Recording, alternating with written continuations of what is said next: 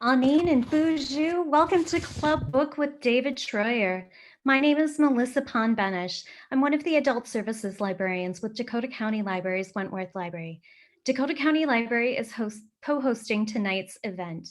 Before I introduce David properly, allow me a moment to tell you a bit more about the unique series that is bringing him to you.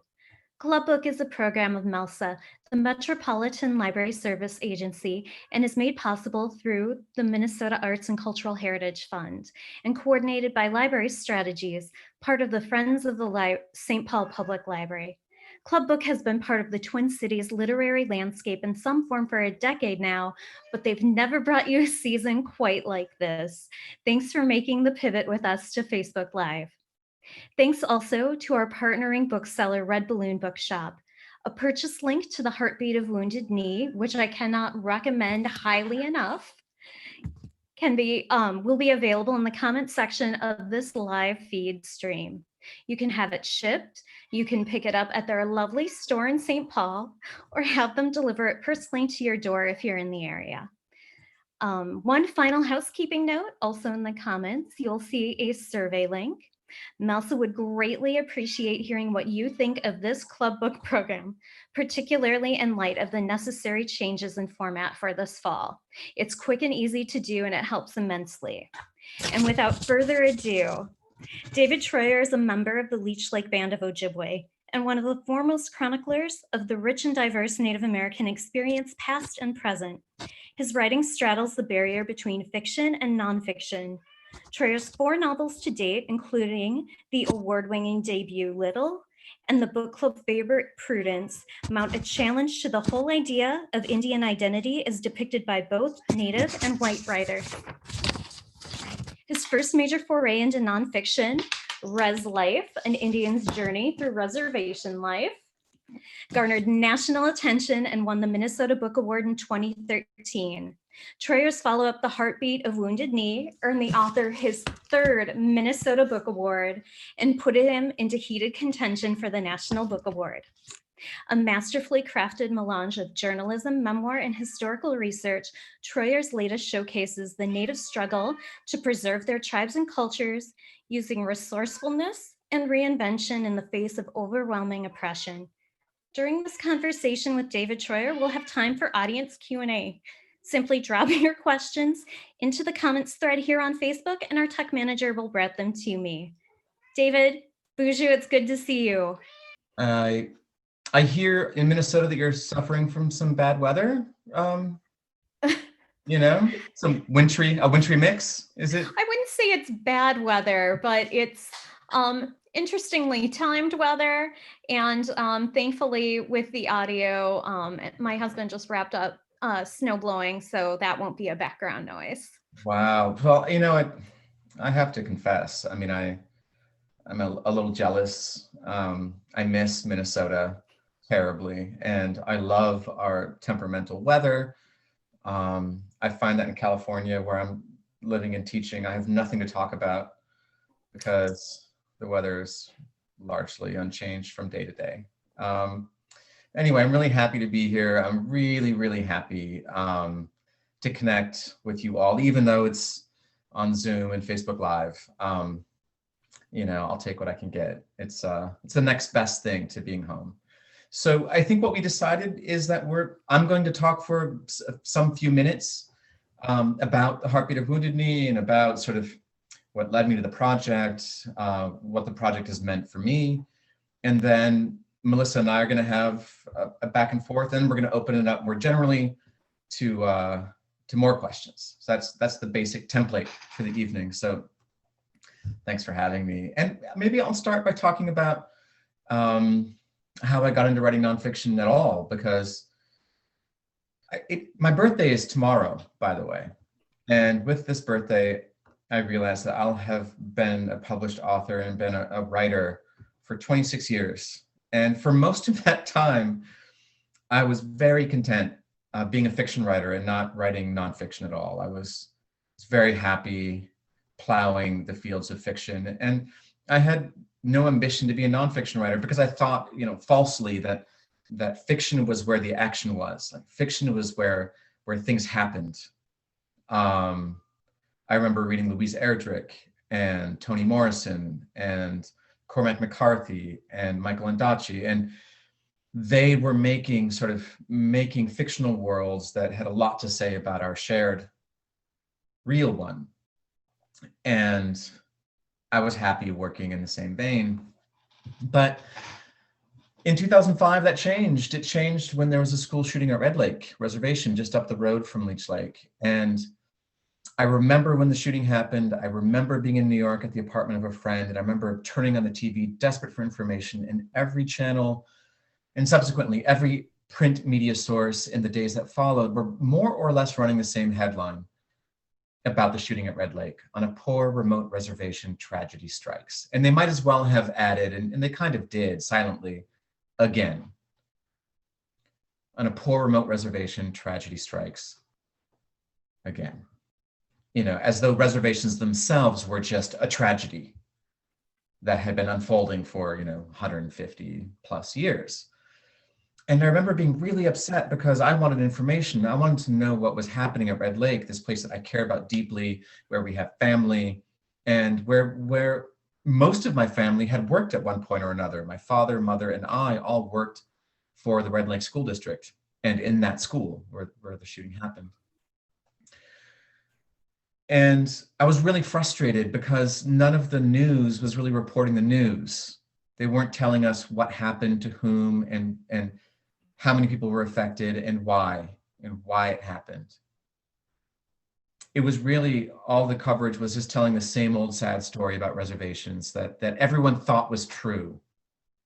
Because when Columbine had occurred 6 years earlier, they didn't mention geography or race or class when reporting what happened at Columbine High School.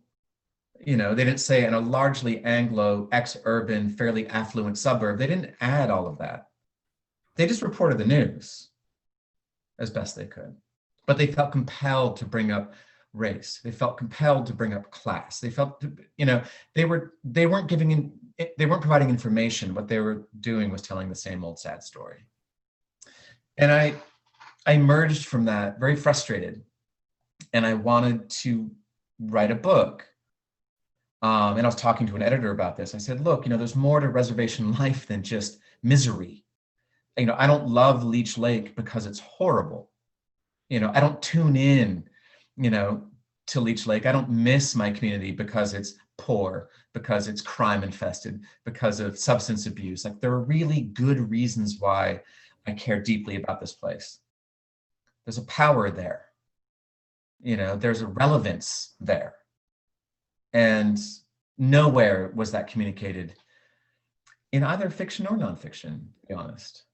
And so this editor said, well, I've always wanted to publish a book about reservations and what they mean and why they exist and where they're going, and what Native writers write nonfiction. And then so I told another lie, because being a novelist is a matter of being a professional liar. So I just said, sadly, only I alone among Native writers write nonfiction, which was completely false twice over, because there are lots of talented Native nonfiction writers, and I had never written any nonfiction at all.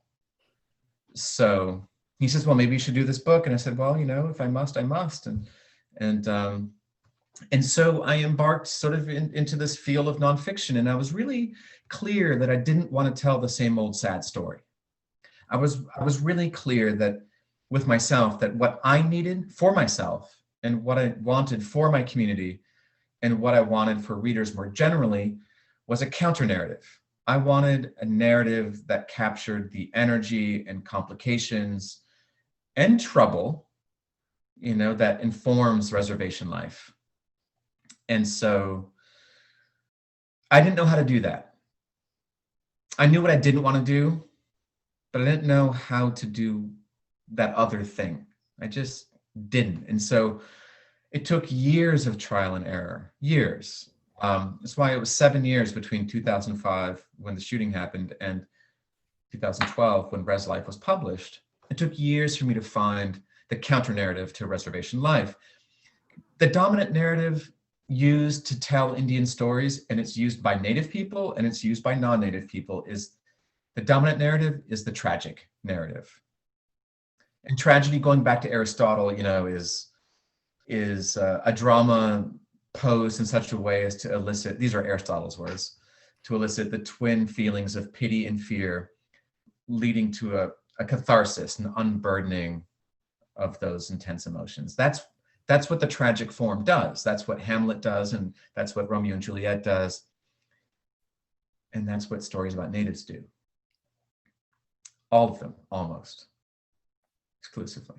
Or the story is a story of hope, which to me is really just the other side of the tragic coin.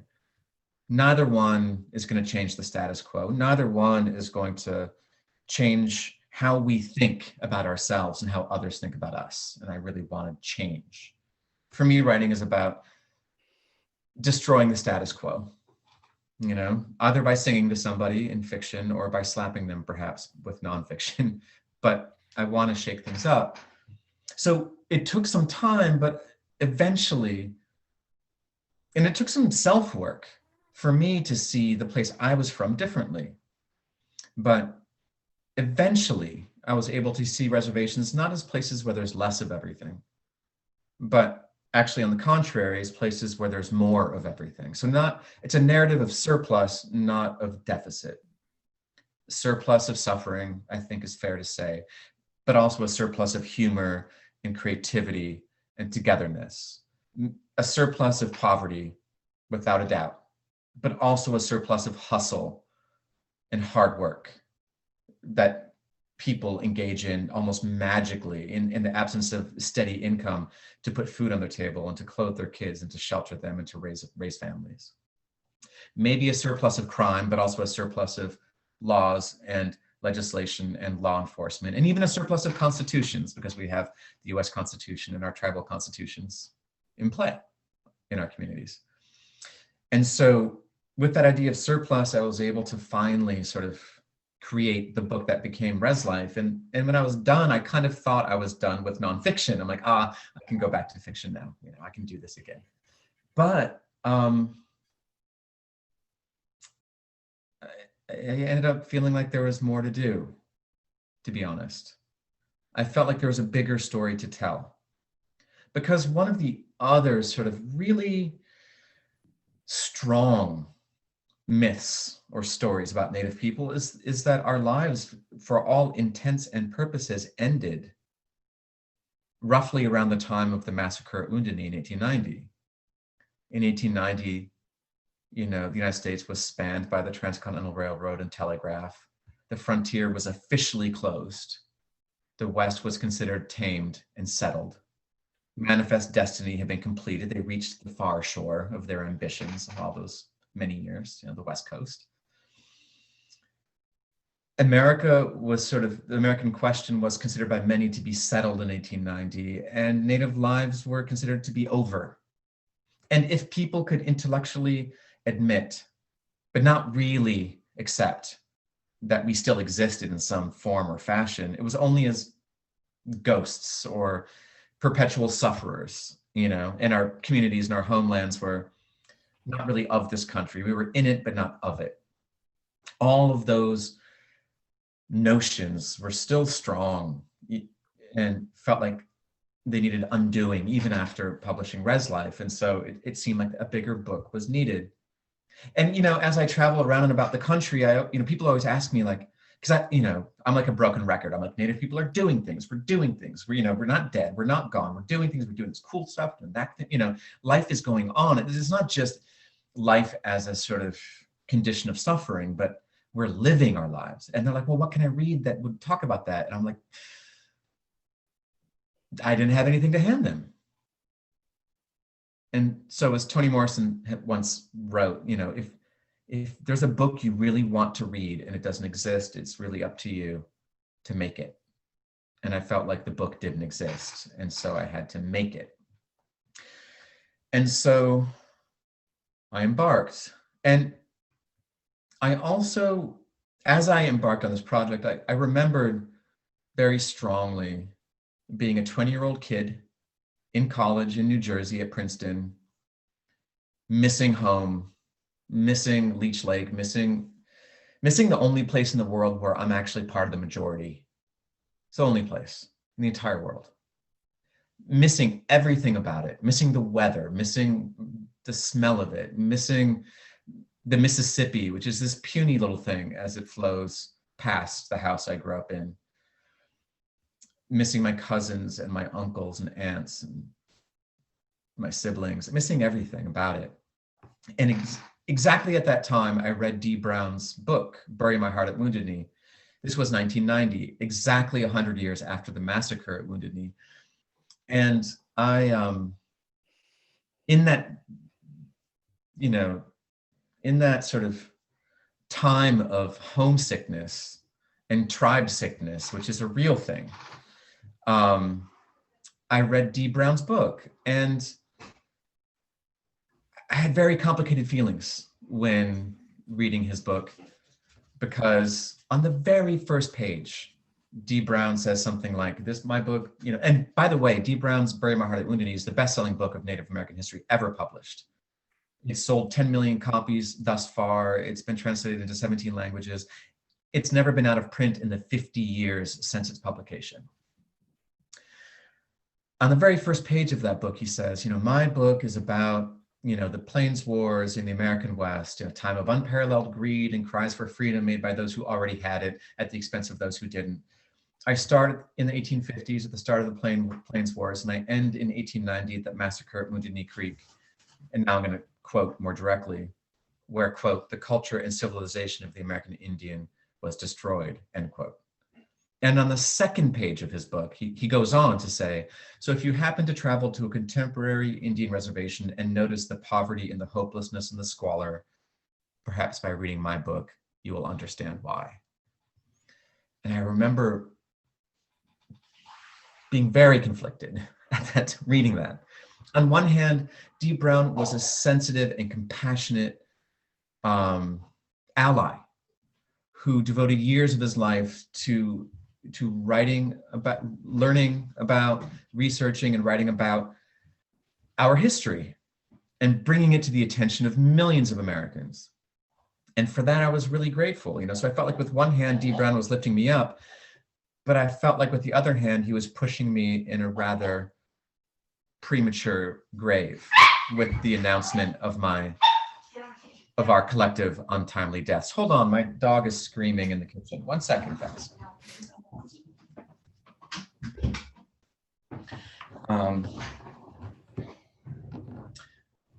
He's fine. We're not eating him for dinner. That's not happening. So I felt like lifted up with one hand and shoved in a grave with the other. And that feeling stayed with me, And so for the Heartbeat of Wounded Knee, what I felt like I wanted to do was I wanted to start where Dee Brown stopped. I wanted to start in 1890 when we were supposed to have all died. And I wanted to tell the story of Native lives from that moment to the present moment, with the opposite thesis in tow, that Wounded Knee in 1890 was not the end of Native people. It wasn't the end of tribes. It was certainly a low point. And in fact, I think it was probably the lowest point for Native people collectively in the long history of our interaction with non-natives, since 1491. In 1890, our population was below 200,000. Our political structures had been gutted by federal policy. Our land was disappearing from under our feet at an incredible rate because of the General Allotment Act of 1887. Our children were being taken away from us, and so our families and communities were being destroyed because of the federal policy of compulsory Indian boarding schools, which also started around the same time. 1890 was a low point, but it's a point from which we have been ever emerging. And that was the story I wanted to tell. And as I was writing the book, I remembered another book that I'd read when I was an undergraduate around the same time that I read Dee Brown's book, and it was a Karl Marx book about the French Revolution. Utterly boring and not memorable, but he did say something cool in the opening pages of that book. He noted that, and this is a rough quote, but he said something to the effect of, all men make history. They don't always make it with tools of their choosing, but they make history nonetheless. And that seemed to me to be the perfect way to think about our Native lives. We weren't simply victims of history, and history isn't just a laundry list of abuse that either killed us or that we continue to endure. History was something that we ourselves contributed to. We were agents in the historical process, and we had agency. We were, and we have always been making history, not always with tools of our choosing, certainly not from positions of privilege or advantage, but we've been making history nonetheless. So to tell that history, you know, it was really clear I had to do three things. I had to go back and consult the historical record and look at where we've been and what we've done. And I had to go out and travel the country and interview people. Since this book is about Native life and not Native death, I had to talk to people, living, working, breathing, dreaming Native people. And I had to take a little bit of an inward journey about and inspect sort of what I was bringing to all of this and why I was doing it. And so the book is kind of a result of those three journeys, back, out, and in, and ended up being some sort of braided document, history, reportage, and very little memoir, meant to tell this other story. And I want to conclude this part of it by saying that I also had another idea I wanted to kill with the publication of this book. And that idea is that Native people, or that Native history is a sideshow to American history. Because, you know, frankly, people tune in to Native stories in the manner that people volunteer at after-school programs, maybe, you know, as a liberal social act. Like, damn, you know, my ancestors did so many bad things. I haven't done any bad things. And disease actually did most of the bad things. This is what people tell themselves, right? You know, but so many bad things have happened to Native people. The least I can do is like, I can read this book by Tommy Orange, or I can read this book by David Treuer, or, you know, I can read this book by Erica Worth, or whomever, and feel like they've done something good. But ultimately, Native history is seen as a sideshow to American history. But one of the other things I try to posit in Heartbeat is that the opposite is actually true. You can't really understand American history at all unless you understand Native history. You can't understand America as an idea, as a practice, does not come into focus unless you know Native history and you think about it deeply. America's first revolutionary act was to dump tea in Boston Harbor, but it wasn't merely to do that. The colonists dressed as Native people, as Mohawk Indians, to dump tea in Boston Harbor, because one of the reasons they wanted to separate from the British was they were fighting with the British over who got to exploit Indian resources and land west of the 13 colonies, the Crown or the colonists. That's why they did that. After that successful revolution, when they're looking around for a model of government never seen heretofore on planet Earth, to whom do they look for this thing which had never been done before? They look back again to the Iroquois Confederacy, and it's on the Iroquois Confederacy that the founding fathers modeled the separation of powers between the executive and the legislative and the judicial. America has been wrapped up in us, has been informed by us, and has been shaped by us since the very beginning, and continues to be shaped by us.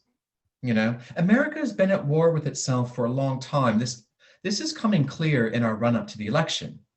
There's a war going on, and it's over the question of what kind of country do we want to be? Do we want to be a country, like in the words of Ronald Reagan, where a person can still get rich? Or do we want to be a country that lifts up and empowers and protects all Americans. And you can see that war being fought on behalf of all Americans by Native people today.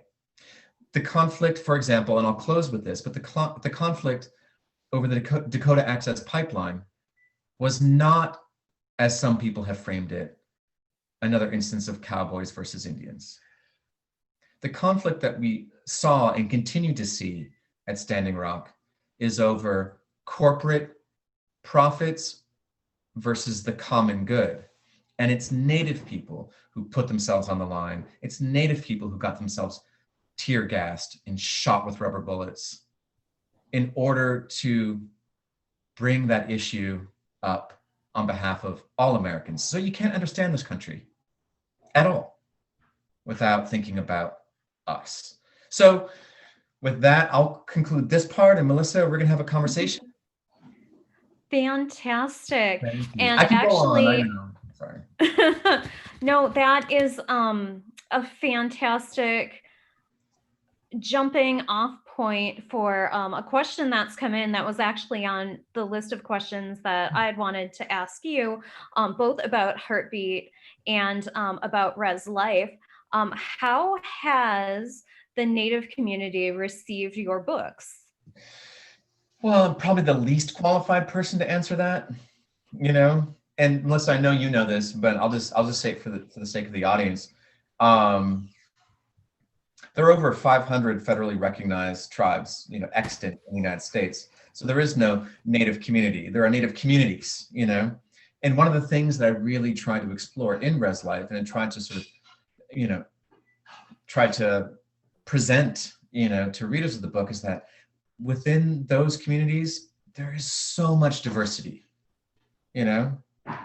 There are Native people living on reservations, you know, who are living their best lives. There are Native people who live in cities and have lived in cities for generations.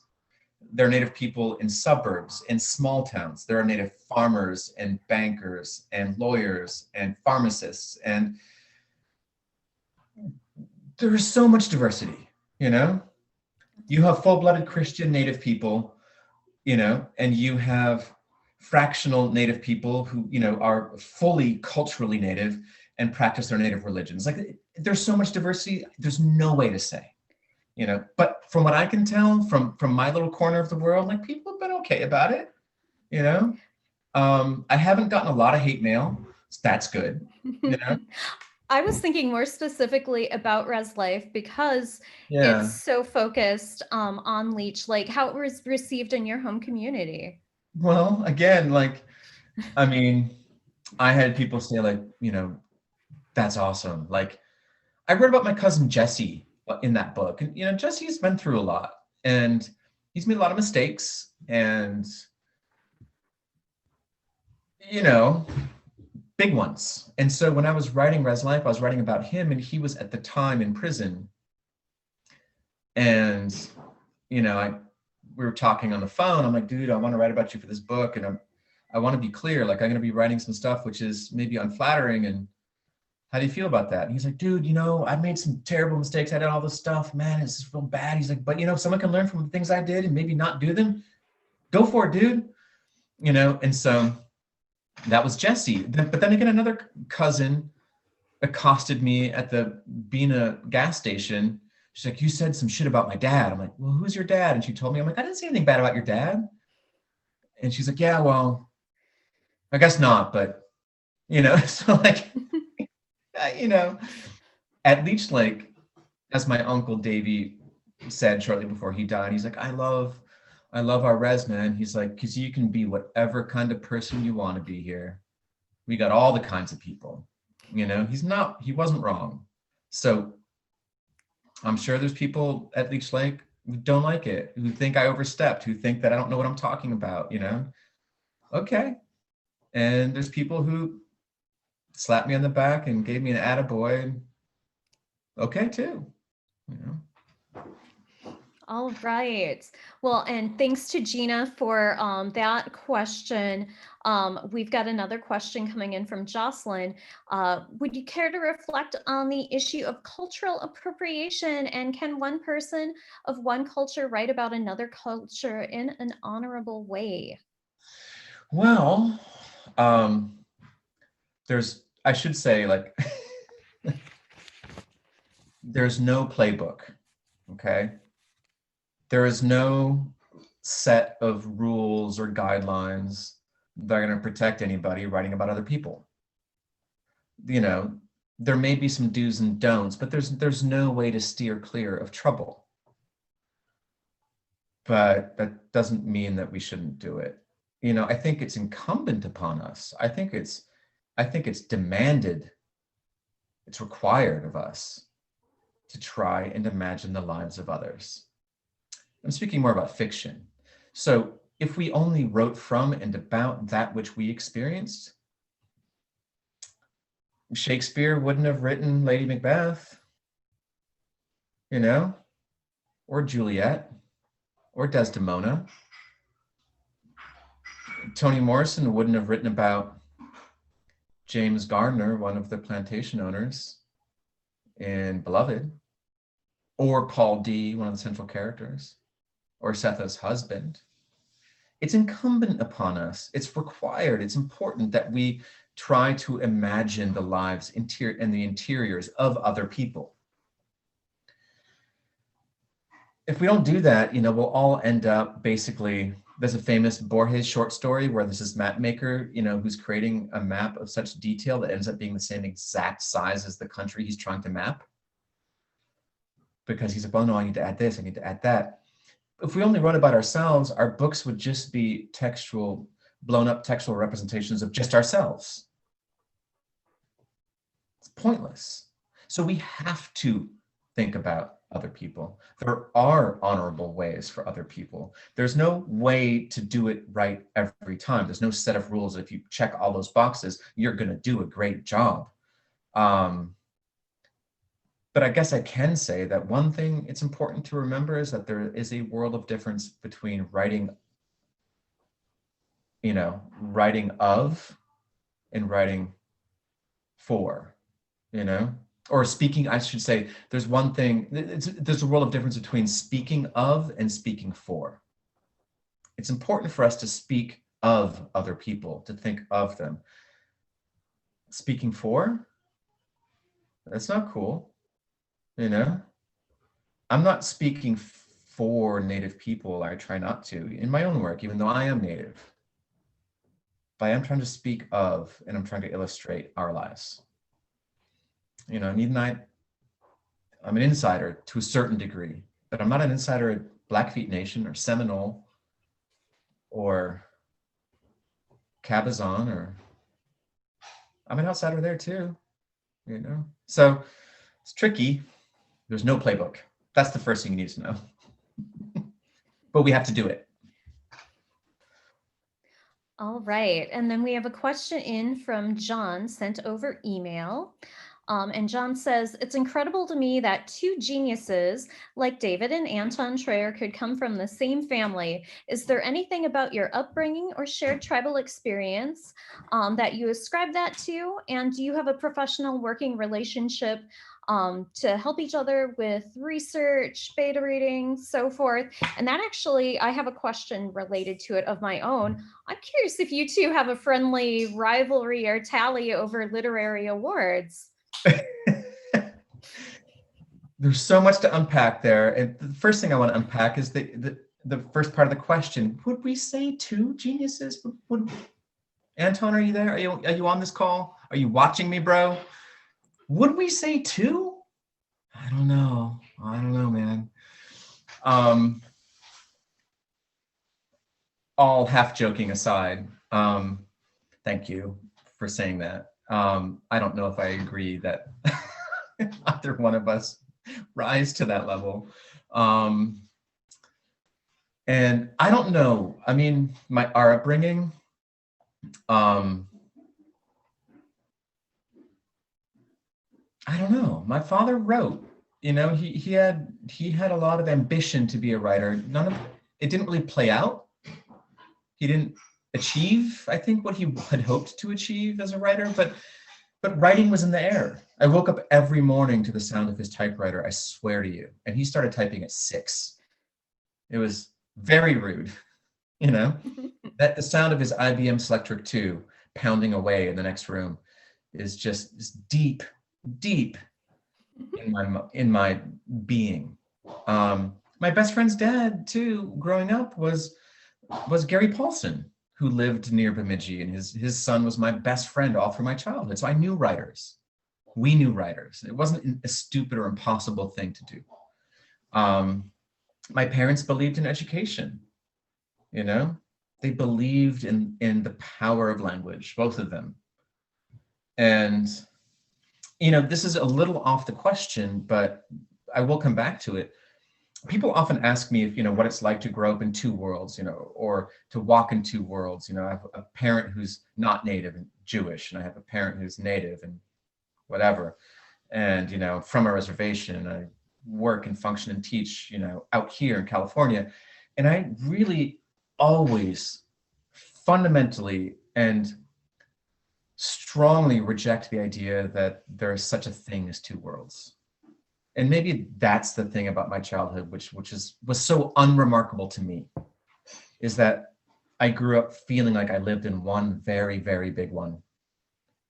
Leech Lake was the center of it, no doubt, you know, but I found no contradiction in going outside and snaring rabbits and then coming inside and trying to like warm up my hands so I could practice classical music, because when I was a teenager, I wanted to be a composer.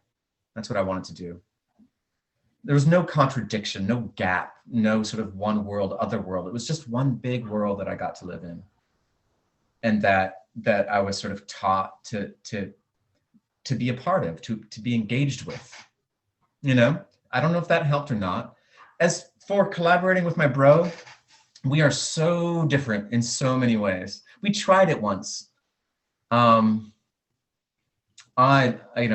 so proud of what he does, and impressed by it. And it's not at all what I do.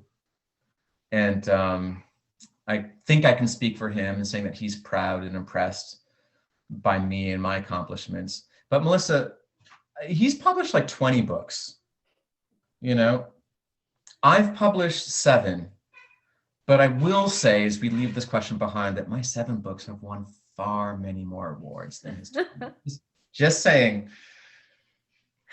Just saying. Delightful. You know, yes, we can. And I think, you know, really, we spur each other on. We've always been in competition, most of the time playful. Rarely do we draw blood. And I think that our sort of rivalry, which has been in place since I was born, has made us ambitious. And we have a question in from Wendy. How has the shift from fiction to nonfiction impacted you as a writer and as a person? Gosh. That's a really good question. I mean, I've always thought of it as a shift away from fiction. Like, I've got a divided heart now. You know, half of it belongs to fiction and half belongs to nonfiction. But I suppose if I looked more closely at my heart, I'd realize that there is a kind of energy that transforms back and forth. So, for example, like, to sort of get away from the tragic narratives that I was talking about before, to me, the opposite of tragedy is complexity. So tragedy turns Native people into a statistic, and it turns our lives into a condition. You know, the tragic narrative robs us of our agency and of our human qualities, really. So the antidote to that is really an antidote is a sort of medicine I drew from fiction. In fiction, your big ideas aren't going to animate your book. Your characters and their lives animate your book. And the way you create fully realized characters is by paying attention to the details that make them human. Their passions and their failings and their obsessions and their associations and their words and their deeds. All of this stuff makes your character sort of fully rounded, you know? Same is true for the nonfiction. To counteract a tragic telling, I had to go out in the world and talk to people, record them, and pay attention to what makes them human. their failings, their fantasies about themselves, their delusions, their habits, their gestures, the way their voices sounded, you know. So as it turns out, my nonfiction was shaped in so many ways by my fiction, and I suppose there's a sort of a cross, pollination as well. I'm not quite sure what that is because I haven't written a novel in a while. It's been, I don't know, 2016, my last novel, but I'll answer that in like another couple of years because I'm working on a novel. So, All right. And this question from Phyllis, what award, scholarship, fellowship, or other honor has meant the most to you and why? I mean, I don't know, like my career in writing has been long, but fairly a slow burn, My first novel was published in 1995. I was 24 years old. Didn't win a whole lot, and not a whole lot of people read it. My second novel got even less attention. It hasn't been just a sudden explosion in success and fame. And I was kind of writing in the dark and sort of out in the cold. And it felt like with not a lot of love from the literary establishment. I'm not angry. It's just the way a writing career is largely a matter of luck and timing, And it's felt really good to sort of feel the warm embrace of, of prizes and of, great reviews and wonderful venues. Like that has felt good. And not having had that for a long time made me appreciate it. I mean, the very first book of mine to be reviewed by the New York Times was my sixth book. My sixth, Prudence. And then it got a mixed review. Like, oh, well, it happens. It's cool, And, but honestly, I think Phyllis was the person who asked the question, like, the things that have felt the best, really, we're having Kevin Washburn, the former director of the BIA and a native guy from Oklahoma who I interviewed for Heartbeat, respond to the part in which he appeared. He's like, you write so well about legal issues, and considering that you're not a lawyer and that these issues are so complicated, he goes, you write about federal Indian law like with such lucidity. He's like, I'm just so impressed. That meant so much to me, as did the words from a Blackfeet friend of mine, who read Heartbeat. He reached out and he's like, dude, I was really on edge because whenever anyone writes about us who's not us, they screw it up. And he's like, you didn't screw it up. That meant a lot to me, high praise indeed. Yeah, high praise from a Blackfeet dude. And trust me, high praise from that guy. Trust me on that. And so high praise, I took it as high praise that Russell Means complained that I never interviewed him for Rez Life. I was happy about that, So those things meant a lot. I mean, joking about Means, but the other stuff like that meant a lot. The fact that Helen Bryan, who is from Leech Lake, and she was instrumental in the eventual Supreme Court decision that paved the way for tribal gaming. And she's this little old lady from, people refer to it as S Lake now because we don't like saying what it's really called on the maps. She was happy. She's like, no one gave me anything. I didn't get anything out of my little case about my trailer that made gaming possible. She's like, but I want a little recognition, and I'm really happy to be in your book because people are going to know what I did. That meant a lot to me. So, yeah. And let's see. Oh, here's a good question from John. What progress, if any, do you see in the way our American history is being taught at all levels, from elementary to college? I see progress. I'd like to see more, you know. My 11-year-old who's in 6th grade just had an Indigenous Peoples unit, and he's just like, not as bad as when I was a kid, but he was rolling his eyes. He's like, yeah, so these kids in my class, they're like asking questions like, well, how do Native people sharpen their spears? And I'm like, how do you sharpen your spears? I think, don't you have a pocket knife? I have a pocket knife. Same thing. You know, he's just like, why are these still questions? You know, so it's getting better, you know, and I'm pretty pumped because there's going to be a YA sort of middle grade version of Heartbeat. So I've got to get to editing that. It's on my plate. And in Indigenous Peoples' History of the United States by Roxanne Dunbar Ortiz is already out in YA version, and there's a lot more stuff happening, you know, so much cool stuff happening. And we are experiencing a blossoming, just speaking about writing, of Native people writing in all venues: history, memoir, fiction, poetry, young adult fiction, speculative fiction, science fiction, thrillers. It's a great time to be Indigenous, I have to say, you know. Greta in Detroit Lakes has a question kind of in that vein. Who are some of your favorite authors? And she's looking particularly for Black, Indigenous, writers of color. My gosh. Gerald Walker, African-American essayist, he's coming out with a book called How to Make a Slave that blew my mind. So did a book called Afro-Pessimism. I can't remember the guy's name right now. Incredible book.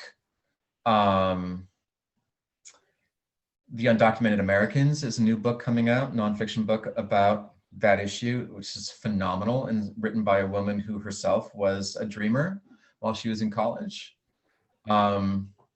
In the Native sphere, there's a great thriller written by a Native author called Winter Counts. I love that book. There's some creepy horror books by Stephen Graham Jones, another Native writer, which are incredible. Yeah, it's an embarrassing amount of good stuff out there. Fantastic. So, with experiencing the pandemic, how has life changed for you as a writer, as a teacher, a professor? What does life look like for you now? Oh, probably looks like it looks like for everybody else, you know. We have to meet on Zoom, and I miss my students. I miss sharing the space and sharing air with them, you know. I always knew that I'm sort of, my students and their questions and their energy and those relationships have always fed me. I mean, quite literally as a teacher. But I didn't really realize how much their presence and the kind of community we build in the classroom sustained me until I no longer had that because of COVID. So that I'm doing the best I can, as are my students. It's affected directly, you know, some stuff I'm working on. I'm working on an article for Atlantic Monthly, the thesis of which is that the national parks, while a relatively good idea, were often formed at the expense of Native people, and the parks were formed by stealing Native land. And there's an obvious solution to all of this, which is that all of the United States national parks should be returned to Native people, and we should run them. That's what we should do. I think that's a great idea. And in fact, we should go a little bit further. Do you guys remember your history that when George Washington and the other revolutionaries were fighting the British, and they were outgunned and undermanned, and what they really needed, what they really wanted, were Native allies. They wanted the numbers we could bring to the fight. And so they met with all these tribes in the Ohio River Valley and other tribes out east around the Appalachians. And these revolutionaries promised that if we sided with them against the British after the Revolutionary War, they would become, those tribes would be constituted as the 14th state in the Union. That didn't happen. yet. So why don't we turn the national parks over to Native people? And those national parks will, in their entirety, comprise the 51st state, with a governor and a legislature and a judiciary and a voting body, and all Native people collectively full form the 51st state. And just like you get to, we get to visit all our friends in Wisconsin, you can visit us in our national parks. Anyway, so I'm writing this article and I can't go to the places I want to go to talk to people, to research this so I can make the best argument possible. But that's what I'm working on right now. So all right. We'll get through then this. We've got one last question to wrap up here. And so I'm curious, so that's what you're working on now, but what is hopefully coming next for you as a writer? And then also, when you are able to get back to Leech Lake, what are you hoping to do next or first when you arrive home? Well, I am working on a book, a big idea book. It won't be as long as Heartbeat. It's sort of a long essay about American violence. We'll see. There's not much to say about it beyond that at this point. It's early days, but the easier question to answer is like, what would I do when I'm next back at Leech Lake? I just want to tell all the people in Minnesota that, for better or worse, get ready for it. I'm going to be back. I think as soon as my youngest graduates from high school, I'm heading back to Minnesota permanently. I miss it. Next time I'm back, I'll do what I do every time I go back. I just take a deep breath and I just head into the woods around Leech Lake. And depending on the time of year, usually I'd come back for hunting season and I'd be in the woods. I'd be hunting with my brothers and my nephews and nieces, and I won't make it for this one because of COVID. And my nephew Isaac hooked me up with about 80 pounds of venison that I put in my trunk when I drove back here this September. So I'm set for a while. But if it's spring, I'd go out looking for mushrooms. If it's summer, I'm going to go fishing. If it's winter, I'm going to go trapping. Like I've got to be out there. I miss it. There's a lot to love and embrace about Leech Lake Nation. There truly is. There is. I miss it. I miss like driving around, grouse hunting in the fall, and you'll see another car coming and you'll slow down, they'll slow down. And like, it's rare that you don't recognize who that is. You're like, hey, Bobby, hey man, like, yeah, I miss that. Well, David Treuer, Chimigwech, thank you so much for speaking with us tonight and for taking time out of your busy fall for this. Well, my pleasure, and I miss it. I'm jealous of all of you who are there now. So, thank you. Thank you. And now to wrap up, all right, this has been a virtual presentation of Club Book, the long-running literary series of MELSA, made possible by the Arts and Cultural Heritage Fund, which was made possible by the voters of Minnesota. So thank you, voters of Minnesota. Please remember to go out and vote again on Tuesday, November 3rd. Before you log off, look for the Club Book survey link, which is in the comments and will be projected in place of my video momentarily. Last, consider joining Club Book tomorrow evening at 6:30 for a talk with Megha Majumdar, one of 2020's breakout fiction stars. She's the author of the chart-topping novel A Burning, which hit shelves this summer. She'll be right here on Facebook Live, and that event will be co-hosted by Washington County Library. And as always, it's free. Thank you, everyone. Chimigwech, have a good night, and we'll hopefully see you all soon and in healthier, better times.